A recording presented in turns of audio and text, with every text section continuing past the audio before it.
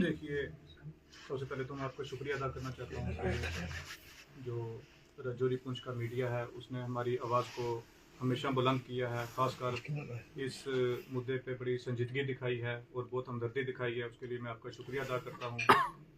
हमने जो कुछ पिछले 1-1.5 महीने में हमने झेला है, जो देखा है, जो सिस्टम में पैरालिसिस है, जो लूप होल हैं, उनको हाईलाइट करने के लिए हमने ये आज प्रेस कॉन्फ्रेंस बुलाई है कि जो रजौरी पुंछ में जो हमें दिक्कत आ रही है, ख़ासकर हेल्थ इंफ्रास्ट्रक्चर को लेके, क्योंकि जो गवर्नमेंट मेडिकल कॉलेज है या जो हेल्थ का सिस्टम है वो हमारी ज़िंदगी और मौत के साथ जुड़ा हुआ है, उसमें जो लूप होल हैं उनको दूर करने की ज़रूरत है। और इस मुद्दे को सरकार ने कितनी संजीदगी से देखा है, उसमें एलजी इंतज़ामिया हो या यूनियन गवर्नमेंट हो या हमारी जो सिविल गवर्नमेंट है, उनका क्या रोल रहा है, क्या रिस्पांस होना चाहिए था, वो रिस्पांस हमें क्यों नहीं मिला है। उसी के लिए आज हमारे ये जो मेरे साथी हैं, हमारे जो सीनियर साथी हैं, मुजफ्फर खान साहब हैं और इफ्तिखार साहब हैं, ये भी आज यहाँ पे आए हैं और इसी पे हमने चर्चा की है और हम इसको हाईलाइट करना चाहते हैं। सबसे पहले हमारा ये मुद्दा है कि हमारे जो जीएमसी रजौरी है, इसका हेल्थ इंफ्रास्ट्रक्चर को इसको स्ट्रेंथन करने की ज़रूरत है। 62% स्टाफ जो है जीएमसी रजौरी में नहीं है। 62% स्टाफ लेस पे जो है, चाहे वो डॉक्टर हों या फिर पैरामेडिकल स्टाफ हो, 62% स्टाफ लेस पे चल रहा है। और जबकि ये जीएमसी रजौरी 14 लाख पॉपुलेशन को कैटर करता है। सबसे पहले हमारे साथ ये जो एक बहुत बड़ा मैं सोचता हूँ कि खिलवाड़ है और लाइफ सेविंग ड्रग्स तक जो है हमें अवेलेबल यहाँ पे नहीं होती हैं, जो कि एक पीएचसी में होनी चाहिए या सीएचसी में होनी चाहिए या डिस्पेंसरी में होनी चाहिए, वो भी यहाँ पे अवेलेबल नहीं होती है। इसके साथ साथ मैं जीएमसी मेडिकल रजौरी की जो टीम है, डॉक्टर्स की टीम है जिन्होंने पेशेंट्स को ट्रीट किया, इनिशियल ट्रीटमेंट दिया और इस महामारी में हमारे साथ खड़े रहे, मैं उनका शुक्रिया अदा करता हूँ कि उन्होंने बड़ी सिंसियरिटी से काम किया। इसके साथ साथ जो हमारी लोकल सिविल एडमिनिस्ट्रेशन है उसने बहुत अच्छे से रिस्पांस दिया है और पुलिस का भी अच्छा रैपिड रिस्पांस रहा है।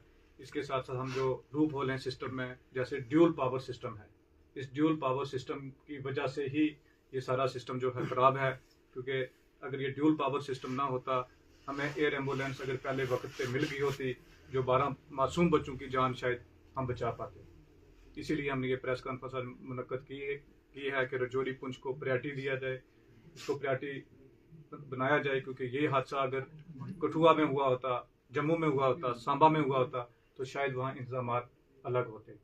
मैं एक लेजिस्लेचर हूँ और मैं 3 दिन 4 दिन मैंने हर एक दरवाज़ा खटखटाया है कि इनका अच्छा ट्रीटमेंट होना चाहिए। जो पेशेंट बडाल से लाए गए हैं, इनको पीजीआई चंडीगढ़ लेके जाना चाहिए, इनको एम्स में लेके जाना चाहिए, लेकिन इस ब्यूरोक्रेटिक सेटअप में हमारी कहीं सुनवाई नहीं हुई है। तो हमारी ये अपील है कि कोई एक अथॉरिटी हो, किसी एक के पास पावर हो, सेंट्रलाइज्ड पावर हो, जहाँ जिसकी रिस्पॉन्सिबिलिटी हो, क्योंकि यहाँ आप एक ऑफिसर को फ़ोन करो, वो दूसरे पे लगाता है, दूसरा तीसरे पे लगाता है, तीसरा चौथे पे लगाता है। इससे अनार्किस्ट माहौल जो है मैं समझता हूँ कि यूटी में बना हुआ है और इसके ऊपर चर्चा करने की, सोचने की बड़ी संजीदगी से ज़रूरत है। अब मैं अपने बाकी साथियों को मौका देता हूँ कि वो भी अपने ख्यालात करें। सर ये दे दें। मीडिया टीम का शुक्रिया अदा करता हूँ। मेरे दोस्त और ऑनरेबल एमएलए बुद्धन ने एक मायूस कुल सूरत को पेश किया है और इसमें कोई दो राय नहीं है कि अगर वक्त पर एडमिनिस्ट्रेशन जो थी वो काम करती तो शायद हम इन बच्चों की जान को बचा सकते थे। वो अंग्रेजी में कहते हैं कि भाई passing bucks from table to table. मेरी अभी ऑनरेबल एमएलए से बात हुई, उन्होंने कहा मैं एक को कहता था, वो कहता था दूसरे से बात करो, उसको कहता था तीसरे से बात करो। और ये जो ड्यूल सिस्टम है इसने क्रिपल करके रख दिया है। हम चाहते हैं कि अगर लोगों ने हमको मैंडेट दिया है तो ये ड्यूल सिस्टम में रहकर हमको आप कोलैप्स करना चाहते हैं, उससे बेहतर है कि हम लोग किसी हद तक भी जाने के लिए तैयार हैं। हम जावेद साहब के साथ हैं, मैं भी, और मुझे उम्मीद है उन्होंने भी इजहार किया, ऑनरेबल एमएलए रजौरी ने, इफ्तिखार साहब ने, कि कि वो भी इनके साथ खड़े हैं। अगर ये हमको कहेंगे कि हम सब ने धरने पर बैठना है तो हम उसके लिए तैयार हैं। दूसरी जो बड़ी मायूस कुन बात यह है कि रजौरी पुंछ की तरफ तवज्जो बहुत कम है, और इसमें शक नहीं। मैं भी कल हॉस्पिटल में गया था, यानी 48% बल्कि 38% स्टाफ अवेलेबल है। 38% स्टाफ अवेलेबल रखकर आप कहते हैं कि 2 डिस्ट्रिक्ट की इतनी बड़ी पॉपुलेशन को आप फीड कर रहे हो, वो कैसे पॉसिबल हो सकता है। मैं एक टिप ऑफ द आइसबर्ग आपको बता दूं। मंजाकोट पीएचसी है, सब डिस्ट्रिक्ट हॉस्पिटल है, वहां कोई एमबीबीएस डॉक्टर भी नहीं, और पिछले 4 सालों से नहीं। थाना मंडी में नहीं, और जीएमसी में 38% टोटल स्ट्रेंथ है, जो टोटल सैंक्शन स्ट्रेंथ के 38% एम्प्लॉइज है। उनसे आप ये तवक्को करोगे, फिर भी हम शुक्रगुजार हैं। हमें एमएलए साहब ने भी बताया कि यहाँ की जो डॉक्टर्स हैं उन्होंने हम तक कोशिश की, और आज भी वो लगे हैं। मैं भी कल गया था हॉस्पिटल में, मुझे कुछ हद तक इत्मीनान भी हुआ कि वो लोकल डॉक्टर्स थे, उन्होंने बड़ी मेहनत की, और बाहर के भी जो एक्सपर्ट डॉक्टर थे उन्होंने मेहनत की। हम तीनों का यहाँ आज बैठकर गौरवखोज करने का मकसद ये है कि रूट काज क्या है। रूट काज है कि हम यूनियन टेरिटरी में कोई एक सिंगल अथॉरिटी हमारे पास नहीं है जिसके पास हम दुहाई दें, और रिस्पॉन्सिबिलिटी कोई नहीं। रिस्पॉन्सिबिलिटी इसलिए नहीं है, responsibility always comes with the accountability. जब आप किसी एक अथॉरिटी के पास अकाउंटेबल नहीं है, आप रिस्पॉन्सिबिलिटी को भी नहीं मानेंगे। तो हमें जब तक के हम हर कुर्बानी देने के लिए तैयार हैं कि ये जो ड्यूल पावर सिस्टम है इसको खत्म किया जाए। अगर आपको रिस्पॉन्सिबिलिटी किसी एक को नहीं लेनी है, आप शिफ्ट करेंगे। एलजी एडमिनिस्ट्रेशन इल्जाम देगी सिविल एडमिनिस्ट्रेशन पे, सिविल एडमिनिस्ट्रेशन इल्जाम देगी एलजी पे, तो पिसेंगे हम लोग, हमारी आवाम पिसेगी, पब्लिक पिसेगी। पब्लिक ने इसलिए मैंडेट नहीं दिया था कि हमारी कैबिनेट के पास इख्तियार न हो।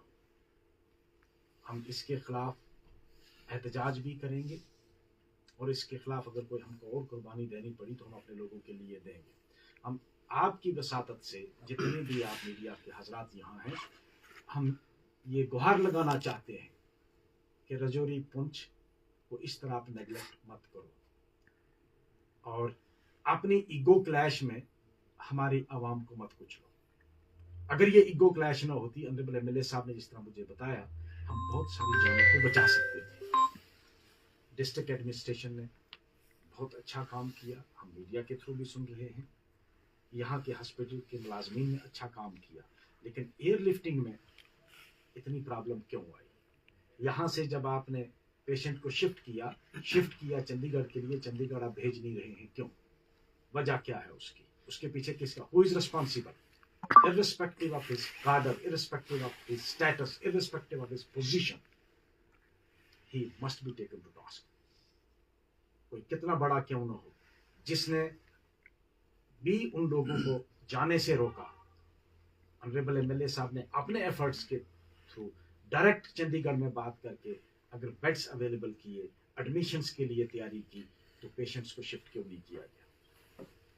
और पेशेंट्स को 1 घंटा डिले करके एम्बुलेंस क्यों भेजी गई? उसके खिलाफ इंक्वायरी होनी चाहिए, और जो भी ऑफिसर इसका रिस्पॉन्सिबल है, मैं तो ये कहूँगा कि उसको एग्जम्पलरी पनिशमेंट दे के, ताकि लोगों को पता चले कि हमारे साथ कोई आइंदा खिलवाड़ ना करे। हम दोनों एमएलए ऑनरेबल एमएलए रजौरी और मैं, हम जावेद के साहब के साथ खड़े हैं।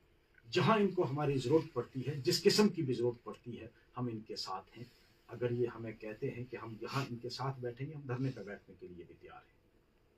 इसीलिए आज हम मायूस होकर हमने आपको बुलाया। बाकी दीगर हमारे ऑनरेबल एमएलए रजौरी जो हैं, वो भी आपको ब्रीफ करेंगे इस पर। आप सब जानते हैं मीडिया हजरात के पिछले 1-1.5 महीने से जिस तरह के हालात बडाल के अंदर बने, और उसमें हमारी 17 कीमती जाने यहाँ से इस दुनिया फानी से रुखसत होगी।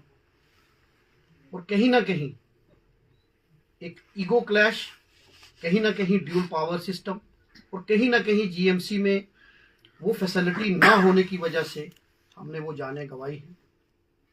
जिस तरीके से ऑनरेबल एमएलए थाना मंडी और जावेद साहब ने बताया कि अगर यहाँ एमआरआई की फैसिलिटी होती तो पेशेंट्स को शिफ्ट नहीं करना पड़ता जम्मू के अंदर या चंडीगढ़ के अंदर। हमारे पास 38% अगर स्टाफ है तो आप समझ सकते हैं कि हमारे हेल्थ सिस्टम कितना वीक है। हमने जब असेंबली के अंदर भी, जब मैंने फर्स्ट मेरी स्पीच हुई, वहाँ भी हमने जीएमसी का इशू उठाया। लेकिन जिस तरीके से एमएलए जावेद साहब ने डोर टू डोर हर जगह घूमे, हर जगह इन्होंने पर्सनल एफर्ट्स लगाए, लेकिन सियासत इतनी हावी होगी कि एक इंसान की जिंदगी से ज्यादा उनको अपनी पर्सनल ईगो ज्यादा इंपॉर्टेंट थी। इसीलिए यहां से एयरलिफ्ट हुए पेशेंट, लेकिन जम्मू से आगे चंडीगढ़ वो एयरलिफ्ट नहीं हो सके। मैं आज आपके माध्यम से केंद्र सरकार से ये कहना चाहता हूं कि हमें, हमारा हिली एरिया है, हमें यहाँ एक एयर एम्बुलेंस परमानेंट, क्योंकि अभी भी ये क्राइसिस ओवर नहीं हुआ। ऑल दो कुछ हद तक अल्लाह का शुक्र है कि 3-4 दिन से कोई इस तरीके की कैजुअलिटी नहीं हुई, लेकिन अभी भी रूट काज क्या बीमारी का है, क्यों ऐसी मौतें हुई हैं, उसका अभी खुलासा नहीं हुआ। हम दुआ करते हैं कि इस तरीके का ना हो, लेकिन खुदा ना खास्ता अगर कोई इस तरीके की प्रॉब्लम हो जाती है तो आगे हम फिर उसको एयरलिफ्ट करने में क्या करेंगे। ये तो चलो पर्सनल एफर्ट्स किए इन्होंने, लेकिन एक यहाँ एयर एम्बुलेंस हो। दूसरा, मैं आज इस माध्यम से कहना चाहता हूं कि जिस तरीके से इन्होंने कहा कि अगर यही इंसिडेंट जम्मू के अंदर होता या यही इंसिडेंट कश्मीर के अंदर होता तो किस तरीके से वो एकदम पूरा सारे इकट्ठे हो जाते। आज रजौरी पुंछ एक गरीब लोग मारे गए और किसी ने इसकी तरफ सुध नहीं ली। हालांकि स्टेट गवर्नमेंट 2 मिनिस्टर्स पहले, सकीना इटू जी भी ने भी विजिट की, जावेद राणा साहब ने भी की, चीफ मिनिस्टर साहब ने भी की, लेकिन जब एम्बुलेंस देने की टर्न आई तब यहाँ एयर एम्बुलेंस नहीं दी गई। मैं आज आपके माध्यम से ये कहना चाहता हूं जावेद साहब को कि हम बिल्कुल एक पेज पर हैं। इससे पहले भी जब भी हमारी बात होती रही, हमने इस मसले पे पूरी जानकारी एक दूसरे से बात शेयर करते रहे, लेकिन आज हमें जरूरत, जब हमने इनकी प्रेस कॉन्फ्रेंस, इनकी बेबसी देखी तो हमें लगा कि ये आज ये एक मुद्दा सिर्फ बडाल का नहीं है, ये हमारे रीजन के लोगों की जिंदगी का मुद्दा है। और खासकर अगर हम एक प्लेटफॉर्म पर आकर अपनी बात नहीं रखेंगे तो आने वाले दिनों में कोई भी हमें प्रॉब्लम आएगी तो उसको हम किस तरीके से फेस करेंगे। मैं आपके माध्यम से ये बात कहना चाहता हूं कि यहाँ जीएमसी में रिक्रूटमेंट हो या यहाँ डॉक्टर्स को डिप्यूट किया जाए आज, क्योंकि अभी मेडिकल इमरजेंसी है, यहाँ जीएमसी जम्मू से या बाकी दीगर जीएमसी से यहाँ टेम्परेरी बेसिस पे डॉक्टर को डिप्यूट किया जाए ताकि मजीद और भी हम जाने बचा सके। आज मैं हॉस्पिटल में भी गया था और यहाँ कुछ लोगों को, 300 से ज्यादा लोगों को यहाँ क्वारंटाइन भी किया गया है। डिस्ट्रिक्ट एडमिनिस्ट्रेशन ने वहाँ हमारे साथ वो भी थे, वहाँ हमने लोगों से भी बात की, लोग बड़े परेशान हैं। आज हमें सियासत से ऊपर उठ के सबको इंसानियत की नजर से उनको एक मॉरल बूस्टिंग की जरूरत है, उनके साथ खड़े होने की जरूरत है। आज वो यहाँ परेशानी की हालत में है, उनको अपने माल मवेशी की परेशानी है, उनको अपने घर की चिंता सता रही है। जब हम उन बच्चों से बात की, औरतों से बात की तो मन भर जाता है, क्योंकि आज सियासत करने की जरूरत नहीं। मैं आज अपील करता हूं सब लोगों को कि इकट्ठे हो जाओ, इस क्राइसिस के वक्त सारे इकट्ठे हो जाओ, पार्टी पॉलिटिक्स से ऊपर उठ के समाज इकट्ठा हो जाए ताकि हम इस मुश्किल घड़ी में उनके साथ कंधे से कंधा मिलाकर खड़े रहें।